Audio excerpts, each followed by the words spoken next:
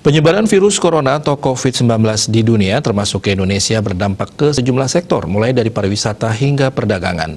Namun pada sektor pertanian tidak terlalu berdampak, sehingga sektor pertanian menjadi pengaman dan memiliki peluang dalam menghadapi wabah COVID-19 dengan tetap menerapkan prokes dengan baik.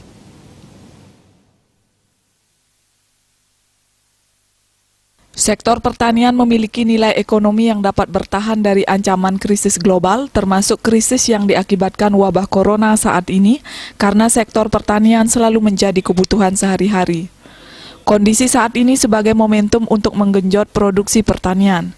Ditambah banyak masyarakat yang kehilangan pekerjaan di mana sebelumnya bekerja di pariwisata.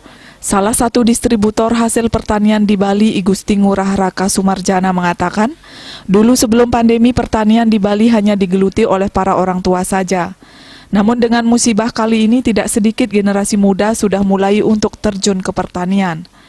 Hal ini dijadikan momentum untuk membangkitkan kembali pertanian di Bali, di mana selama pandemi pertanian masih mampu bertahan karena merupakan kebutuhan sehari-hari. Dengan kemajuan industri pariwisata kemarin itu betul-betul manusiawi lah.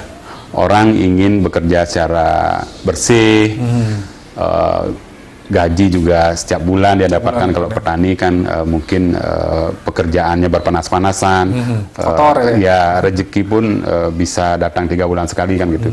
Tapi ada sebenarnya pola yang kita tiru di negara-negara maju itu, petani itu betul-betul dibuat bangga orang menjadi petani, Pak. Contohnya apa?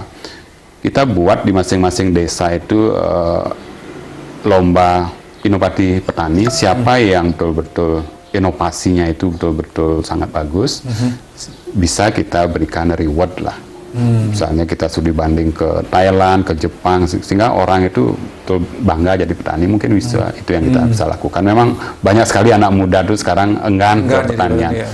Itu Pak, yang sekarang dalam keadaan COVID begini barulah mulai terjun ke pertanian. Nah mudah-mudahan momen ini kita pakai trigger ya, momentum untuk bagaimana pertanian lagi bangkit di Bali.